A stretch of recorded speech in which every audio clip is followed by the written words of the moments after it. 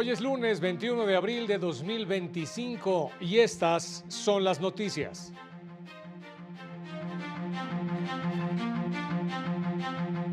La Corte revisó la constitucionalidad de disposición de Aguascalientes que sanciona el delito de atentado al equilibrio ecológico. Es constitucional disposición que aumenta hasta en una mitad las penas contra exmilitares que hayan cometido delitos previstos en la Ley de Armas de Fuego. Tribunal colegiado determinó que las conferencias mañaneras del expresidente López Obrador se utilizaron para estigmatizar a periodistas críticos. El Tribunal Electoral fijó reglas para personas servidoras públicas que participan en la elección judicial. Hola, ¿qué tal? ¿Cómo le va? Muy buenas tardes, qué gusto saludarle. Bienvenido, bienvenida a la información jurídica más importante. Arranque de semana, por supuesto. Soy Óscar González y a nombre de todo este equipo de trabajo les saludamos con mucho gusto. Eusiris Rostro en la interpretación en lengua de señas mexicana y abrimos justamente con toda la información de la sesión del Pleno de Ministros de la Suprema Corte de Justicia de la Nación. Y es que justamente el Pleno invalidó algunas porciones de los artículos 191, párrafo segundo y último párrafo del artículo 200 del Código Penal de Aguascalientes, que imponían penas adicionales a la prisión, multa y reparación del daño con que se sanciona el delito de atentado al equilibrio ecológico. Las porciones que invalidó al considerar que violaban el principio de legalidad en su vertiente de exacta aplicación de la ley son las que establecían como sanción adicional la suspensión e inhabilitación de derechos, pero también funciones, cargo, comisiones, empleos y profesión de 6 meses a 2 años, ya que el legislador no precisó qué tipo de derechos, empleo o profesión se perderían por la comisión del mencionado delito. Veamos. A partir de ese análisis se propone determinar que las sanciones impugnadas no resultan claras ni precisas, ya que el legislador local no especifica cuáles son los derechos, funciones, cargos, comisiones, empleos o profesiones que serán materia tanto de inhabilitación como de suspensión dentro del universo posible de todos ellos, ni que deban estar regulados o relacionados con la comisión del delito de atentados al equilibrio ecológico de forma dolosa o culposa. En otro asunto, el Pleno declaró la validez de los artículos 74 y 75, párrafo último, de la ley que regula la prestación del servicio de agua potable, alcantarillado y saneamiento del Estado de Querétaro. Disposiciones que prevén que ante el incumplimiento reiterado en el pago del servicio, el concesionario está obligado a garantizar una dotación mínima por persona de 50 litros al día, con lo que las autoridades cumplen con su obligación de garantizar el derecho humano al agua. El término de por lo menos, vuelvo a poner entre comillas, como porque es lo que dice la norma, este término se trata de un piso mínimo. Así las personas que por sus condiciones personales de salud, de trabajo o climáticas necesiten de una mayor cantidad mínima de agua para garantizar sus necesidades, la pueden solicitar a los proveedores de servicios y concesionarios justificando sus circunstancias particulares. Finalmente, el Pleno dejó pendiente de votar un asunto relacionado con la Ley de Archivos de San Luis Potosí, en el que se propone invalidar 2 fracciones de un artículo de la Ley de Archivos, precisamente de San Luis Potosí, que establece como requisitos para ocupar el cargo de titular del Archivo General, ser mexicano por nacimiento y no haber sido condenado por delito doloso. En tanto, la Suprema Corte publicó la sentencia del Pleno en la Declaratoria General de Inconstitucionalidad, en la que expulsó del sistema jurídico nacional el artículo 8 de la Ley Federal de Cinematografía. Lo anterior, por ser contraria a derechos humanos protegidos por la Constitución y tratados internacionales. Esto con el fin de mantener su congruencia, evitar desigualdades y garantizar una administración de justicia pronta y expedita. La primera sala, al resolver el amparo en revisión 652/2022, determinó que la norma impugnada en la porción que establecía la prohibición de exhibir películas dobladas al español que no sean las clasificadas para el público infantil y los documentales educativos era contrario a la Constitución porque violaba el derecho a la libertad de comercio por ser una medida innecesaria y desproporcionada para lograr el respeto irrestricto a la concepción y realización de las obras cinematográficas. La resolución se adoptó una vez que ya había transcurrido el plazo de 90 días previsto en la ley para que el Congreso de la Unión modificara la norma declarada inconstitucional, motivo por el cual el Pleno determinó invalidar dicha porción con efectos generales. La Corte determinó que con la eliminación de la mencionada porción restrictiva, se permite que todas las películas puedan ser exhibidas con doblaje al español, con independencia de su clasificación, con lo cual ya no se incurre en la violación a la libertad de comercio.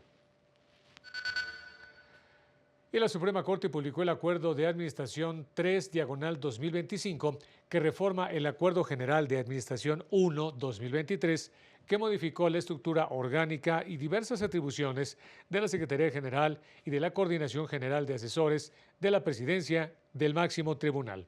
En agosto de 2023 se expidió el Acuerdo 5/2023, que establecía la denominación precisamente y las atribuciones de la Coordinación de Fortalecimiento Institucional y de la Secretaría de Enlace y Coordinación. Ahora, con el fin de continuar con la racionalización de los recursos materiales y humanos, es necesario extinguir la Secretaría de Enlace y Coordinación, cuyas atribuciones son asignadas a la Secretaría General de la Presidencia. En adelante, la Secretaría General de la Presidencia será la encargada de dirigir las visitas guiadas en los inmuebles de la Suprema Corte de Justicia de la Nación. El acuerdo precisa además que en caso de ser necesario, se deberá formalizar la entrega, recepción de recursos, información y documentos derivados de la modificación de la organización de los órganos y áreas correspondientes. La primera sala de la Corte determinó que el artículo 84 ter de la Ley Federal de Armas de Fuego y Explosivos, que aumenta hasta en una mitad la pena impuesta a los responsables cuando los delitos son cometidos por personas pertenecientes o que estuvieron en las Fuerzas Armadas, es constitucional. La agravante controvertida, se indica, no es contraria al derecho penal del acto, conforme al cual no se debe sancionar a las personas por circunstancias relativas a su personalidad, sino por las condiciones en que se comete el delito. La agravante en cuestión no descansa en razones relativas a la personalidad del sentenciado, sino que atiende a circunstancias objetivas relacionadas con la comisión del hecho, toda vez que como servidor o ex servidor público encargado de prevenir y combatir delitos o pertenecer a la milicia, cuando comete alguno de los delitos previstos en dicha ley, representa un mayor peligro para la sociedad por su adiestramiento en el uso de armamento y porque traiciona la confianza pública que le fue conferida, lo cual justifica un castigo mayor por parte del Estado. Por estas razones confirmó la sentencia impugnada y negó la protección de la justicia a 3 de 5 personas que en su calidad de exintegrantes de las Fuerzas Armadas recibieron una pena mayor por resultar responsables de los delitos de acopio de armas, posesión de cargadores y cartuchos de uso exclusivo del Ejército, además de tentativa de homicidio. En una reunión con empresarios, la ministra Ríos Farjat destacó una sentencia de la primera sala de la Corte que protegió los derechos de los consumidores de eventos y espectáculos. La ministra Ana Margarita Ríos Farjat estuvo presente en el foro e-commerce. ¿Qué resolvió la Suprema Corte en favor del consumidor y cómo influye en las empresas? Que fue organizado por la Asociación Nacional de Abogados y la Asociación de Tiendas de Autoservicio y Departamentales AC, para exponer y reflexionar sobre algunas de las sentencias resueltas por la primera sala. En el evento, al que acudió la ministra Ríos Farjat como oradora principal, también participaron otros abogados de la ANADE, como Francisco Derbez y Luis Curiel Piña. Durante su exposición, la ministra Ríos Farjat explicó el caso del amparo directo en revisión 2558/2024, resuelto por su ponencia, en el que una persona compró unos boletos en una plataforma electrónica y que finalmente no pudo obtenerlos porque uno de los cargos adicionales no se pudo hacer con la misma tarjeta con la que se compraron los boletos. La demanda versó sobre el hecho de que esta información no estaba visible al momento de cerrar la transacción. La ministra explicó que en casos como estos, la primera sala ha resuelto buscando un enfoque de equilibrio en las relaciones entre el comercio y sus consumidores y recalcó la importancia del comercio justo. Entonces, el derecho debe acompañar a la realidad. Si estamos imponiendo condiciones que no son reales en detrimento de los derechos de un consumidor, ahí tiene que intervenir la justicia constitucional para enmendar el desequilibrio y la distorsión que se hace con relación a la realidad, y que esa conducta muy conocida por todos, de no revisar todas las cláusulas de un contrato, que eso no sea en beneficio de una sola de las partes. Es simplemente el equilibrar la relación. Para el canal del Poder Judicial de la Federación, Jesús Daza. Y en otro tema, un tribunal colegiado determinó que la sección de las conferencias del expresidente López Obrador, en las que exhibía las supuestas mentiras de la semana, fue un instrumento para estigmatizar a los opositores del gobierno. El 20º Tribunal Colegiado en Materia Administrativa del Primer Circuito determinó que la orden verbal del titular del Ejecutivo Federal en la pasada administración de crear la sección ¿Quiénes quieren las mentiras de la semana? En sus llamadas conferencias mañaneras, violó el derecho a la legalidad y a las libertades de prensa, de expresión y de información. La tesis, aprobada por unanimidad de votos, precisa que la creación de dicha sección, sin un mandato escrito que fijara parámetros, límites y reglas objetivas previas, dio lugar a un sistema de propaganda gubernamental que deformaba la verdad desde el poder, reprimía a la prensa, criticaba e impedía a la ciudadanía el acceso a la información en condiciones objetivas y neutrales, lo que es violatorio de los artículos 6º, 7º, 16, 39 y 40 constitucionales, pues si bien el Ejecutivo Federal tiene la facultad de establecer mecanismos de comunicación social que se sujeten a reglas límites orientados a la difusión de información, deben respetar el derecho de réplica y promover las libertades. Precisó que la orden verbal de crear dicha sección sin límites y reglas específicas vulneró los derechos humanos del periodista afectado conforme al informe anual de la CIDH de 2022, pues dicho espacio de comunicación operó como instrumento de estigmatización, utilizando recursos públicos para desacreditar y señalar de manera unilateral a personas críticos como mentirosos, atribuyéndose de facto la facultad de definir la verdad o la mentira desde el poder político, lo que es contrario a las libertades de pensamiento, de expresión y de prensa. Además, utilizó fondos públicos con la apariencia de brindar transparencia, pero en realidad se trató de campañas de desinformación, propaganda oficial, juicios mediáticos de desprestigio, exposición de datos personales y ataques a la vida privada y al honor de ciudadanos y periodistas considerados opositores al gobierno. Hechos que propiciaron la censura indirecta, la polarización social y erosionaron los pilares de la democracia, al pretender imponer una versión deformada de la verdad de carácter oficial. Con información de José Luis Guerra García para el canal del Poder Judicial de la Federación. Estamos en corte informativo, vámonos rápidamente a unos mensajes y continuamos con más.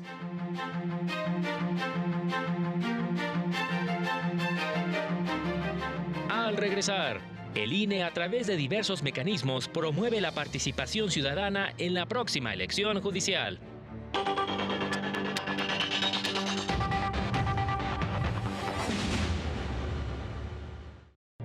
14 minutos después de las 3 de la tarde ya, vámonos con más noticias.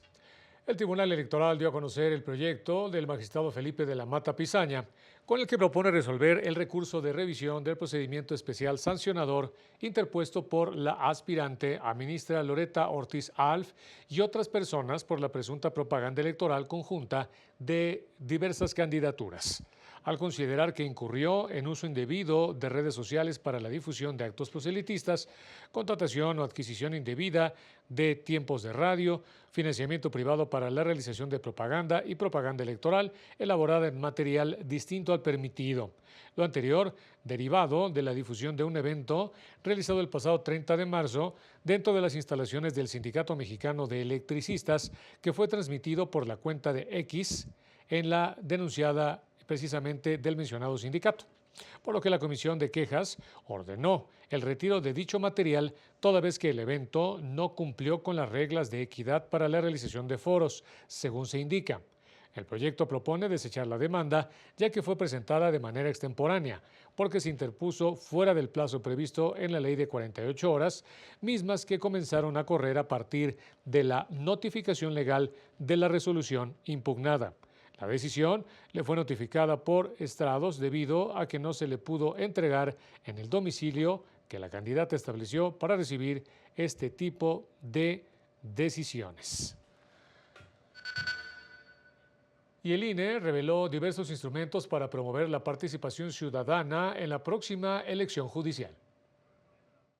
El INE dio a conocer que lleva a cabo la implementación del programa de promoción de la participación ciudadana, que tiene como fin proporcionar información relevante sobre la elección judicial federal que se encuentra en marcha, con el propósito de promover la participación informada y razonada.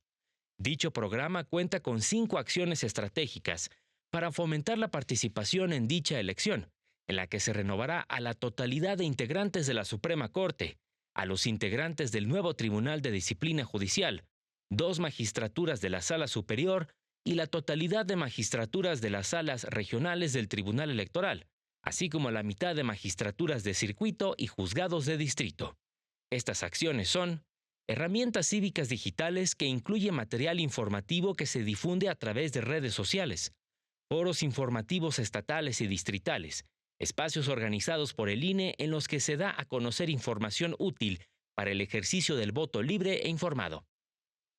Aprende INE, aplicación lúdica para teléfonos inteligentes, que busca fortalecer el conocimiento cívico-democrático en el Poder Judicial de la Federación a través de un juego interactivo. Estas acciones se llevarán a cabo de manera permanente en todo el país hasta el próximo 1 de junio a través de medios digitales, con el fin de involucrar a la ciudadanía y fortalecer su participación en dichos comicios. Por otra parte, el INE dio a conocer que una vez cerradas las casillas en la elección del próximo 1 de junio, iniciará la clasificación y conteo de las boletas con los votos emitidos por la ciudadanía. Posteriormente, se trasladarán los paquetes electorales a las sedes de los 300 consejos distritales para llevar a cabo el cómputo correspondiente. Con información de José Luis Guerra García para el canal del Poder Judicial de la Federación. El Tribunal Electoral publicó los lineamientos que deben seguir las personas servidoras públicas que participan en la elección judicial que se encuentra en marcha. Las personas candidatas que aspiran a un cargo de elección popular en el Poder Judicial deberán coordinar sus actividades proselitistas como candidatos, de manera que no interfieran con su trabajo en el Tribunal Electoral. Por lo anterior, deberán comunicar por escrito, de manera física o a través del correo institucional, al superior jerárquico los horarios en que se realizarán dichas actividades. También podrán contar con horario flexible, escalonado o segmentado, realizar trabajo a distancia y reasignación de labores, todo ello con el fin de no afectar la continuidad y calidad del trabajo que desempeñan. Asimismo, podrán gozar de licencias sin goce de sueldo para dedicarse de lleno a sus actividades proselitistas como candidato, con el fin de obtener un cargo de elección popular en el Poder Judicial de la Federación. Además, precisa que queda prohibido el uso de recursos institucionales para llevar a cabo actividades proselitistas y de campaña. El Instituto Electoral de la Ciudad de México invitó a la ciudadanía a familiarizarse con las boletas que se van a utilizar en la elección para renovar al Poder Judicial local, que será concurrente con el federal del próximo 1 de junio. En el caso de la elección local, quienes acudan a las urnas, además de las 6 boletas federales, recibirán 3 más para definir su voto en lo que respecta a la elección local. Los capitalinos recibirán una boleta de color rosa en la que votarán por los integrantes del Tribunal de Disciplina Local, la azul para magistraturas y la verde para jueces del Poder Judicial capitalino. En los recuadros de la parte superior de las boletas, los ciudadanos deberán escribir los números de las personas que eligieron sin importar la materia. Las boletas incluirán el nombre de las personas candidatas y las siglas del poder que las designó, así como las siglas EF, en caso de tratarse de una persona juzgadora que se encuentra en funciones. El Instituto Electoral Local indica a disposición un micrositio en el que se puede consultar la trayectoria de las personas candidatas.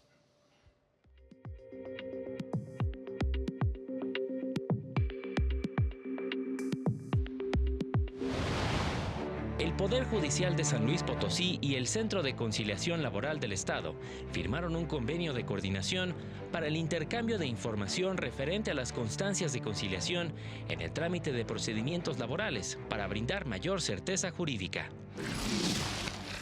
Para garantizar procesos rápidos y sencillos a las personas usuarias de los servicios de justicia, en especial a grupos prioritarios, el Poder Judicial de Nayarit permite presentar las solicitudes de demanda a través de comparecencia personal sin necesidad de formalidades especiales.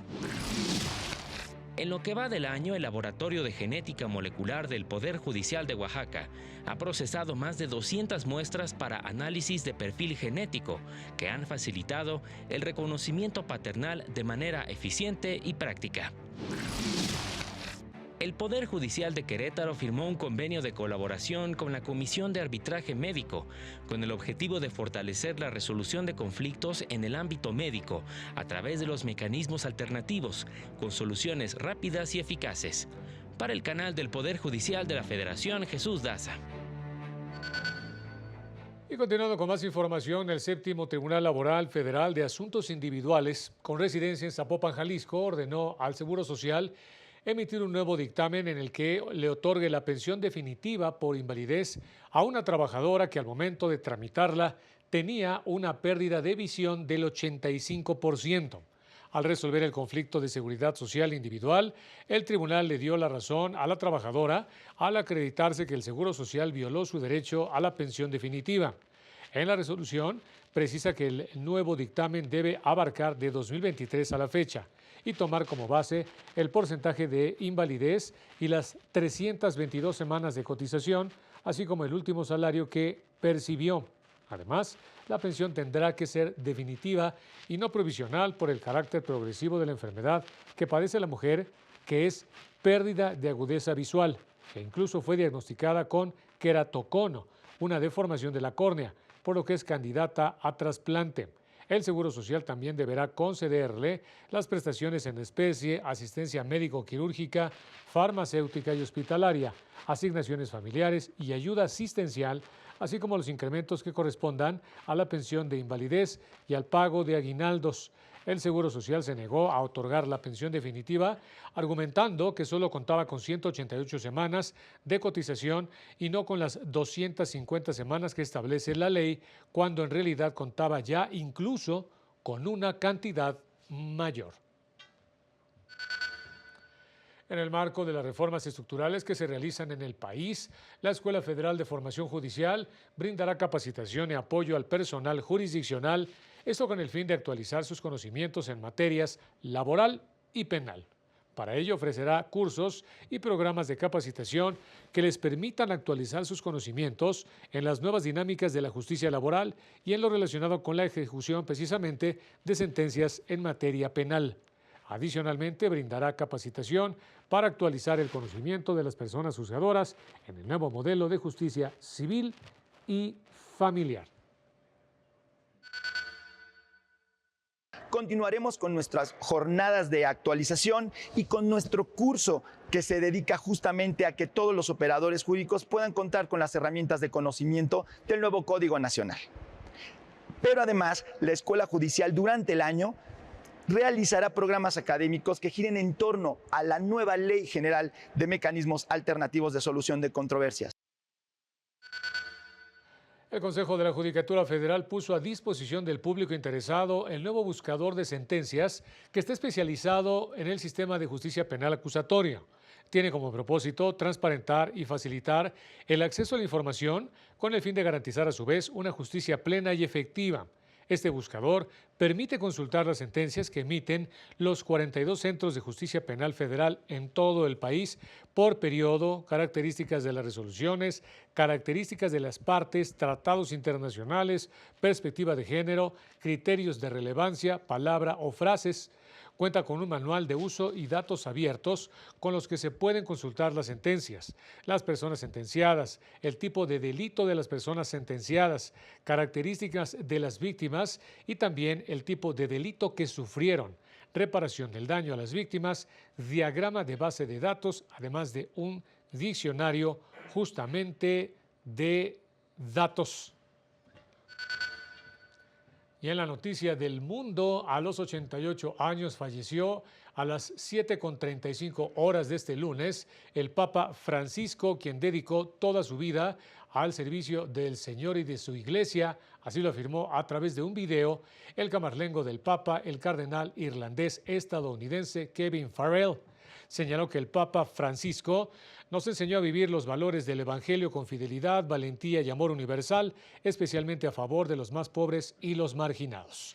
Jorge Mario Bergoglio Francisco fue elegido jefe de la Iglesia Católica en marzo de 2013, después de que el Papa Benedicto XVI renunciara, convirtiéndose así en el primer Papa latinoamericano. Su deceso se produce después de haber pasado 5 semanas internado en un hospital con neumonía. Durante su última aparición, este domingo de resurrección, como parte del tradicional mensaje de Pascua, llamó a renovar nuestra esperanza y confianza en los demás, incluso en quienes son diferentes a nosotros o vienen de tierras lejanas, trayendo costumbres o formas de vida e ideas desconocidas. Menos de 24 horas después, el Vaticano anunció su deceso y de última hora se informa precisamente allá desde el Vaticano que tuvo el Papa un derrame cerebral.